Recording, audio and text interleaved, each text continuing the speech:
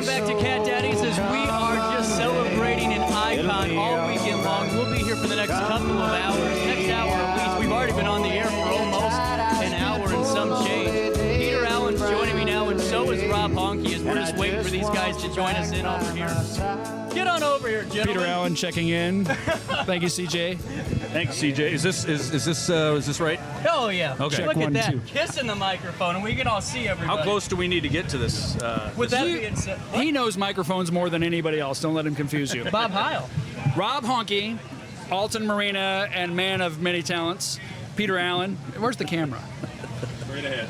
Right there. All right. We're here to celebrate Catdaddy, and I'm going to let Rob talk first because I've got a few things to say.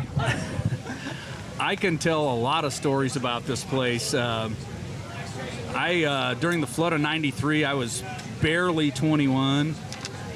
I wasn't even 21 yet. I was 20 years old. Sorry, Catdaddy. I was coming into your bar with a fake ID. No. And Max. No. Sorry, Max. You didn't need an idea. No, I'm kidding. So, no, I was here when the flood was happening, and it was really tough down here. And I remember at the time when you're 20 years old, you don't think about how tough it is for these businesses when they're going through the loss of income and loss of revenue and the damage that it's taken on your building and to the basements, and everybody was pumping water out. At the time, I lived above the old shoe repair shop. Up here? Yeah, up on the corner where Tabs Cafe. Where Tabs Cafe is now. Yeah, I lived above that, and we would come down and which is a very nice penthouse suite. It was not like he was roughing it. It's still very nice. It was back when go ahead, Rob. Yeah. So nice. we used to come down here that summer. We came down and we would help sandbag, and most of the time we'd come down and help sandbag because we knew they were feeding everybody down here, and we were just a bunch of broke college kids, and we'd deliver pizzas at night and then come down here during the day and sandbag so we could get free tacos and free McDonald's. Well, honestly, guys, let me ask you this. When we're talking, just about the downtown district and just being inside Catdaddy's, how many true core memories do you have of this place? Is it too many to count? If I may. A lot. One that sticks out in my mind is I introduced two of my friends, the Pruitts. I introduced them to each other here at Catdaddy's, and they are still married to this day. Are you serious? Yep. That's really Which cool. Pruitts?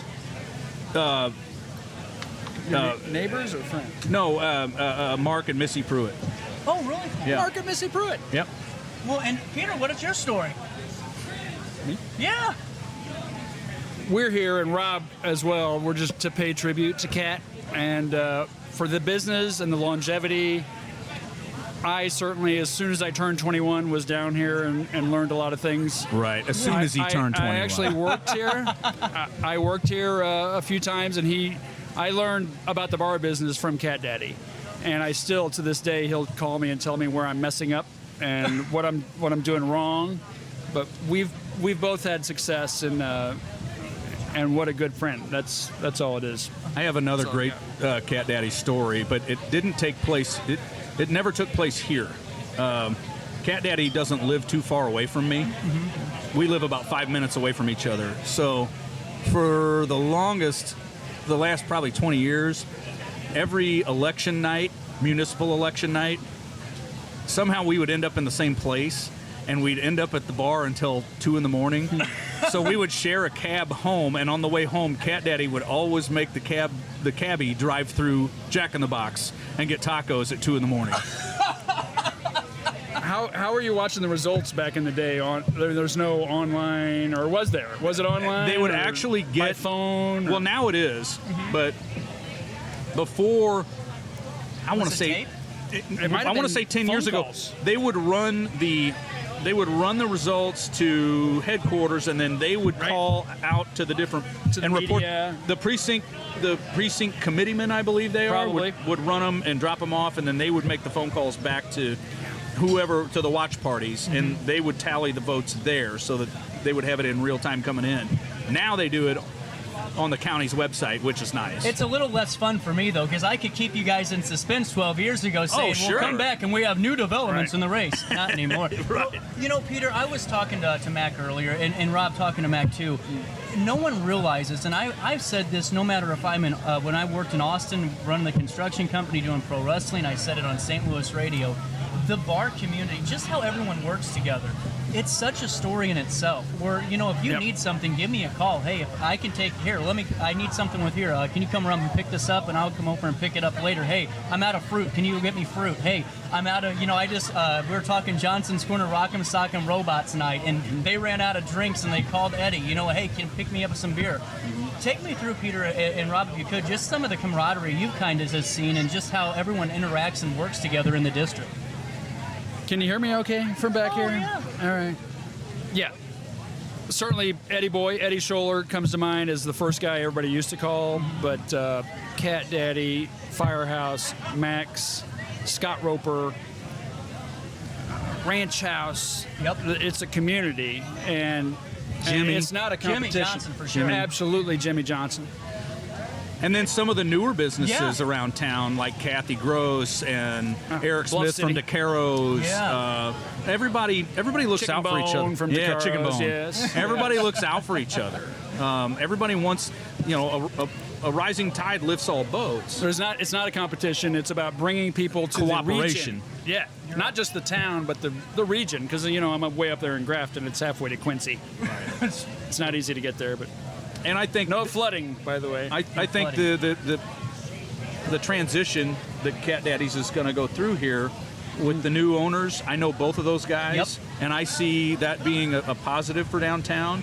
I'm happy for Catdaddy that he gets to retire. Yeah. I hope to be able to retire someday. Good luck. Good luck. Yeah, exactly. But no, I think it's a positive for downtown. Well, while I have both of you, one final takeaway, just your thoughts just on the weekend as a whole. You know, Peter, I'll start with you. What are your thoughts just about the weekend, sending Catdaddy on a nice, real good salute? It's so crowded in there, I still have not seen him. I mean, I know he's in there, but I can't get to him. We love the Cat, Mark Springman, a mentor to many, and I'm pleased to be here to celebrate him. And thank you for being a part of the celebration with the Lovey Dog, too. My pleasure. Rob? I've already been inside, and I have damaged hearing, so it's very loud in there. So it's hard for me to function when I'm in there. So, but I was able to make it.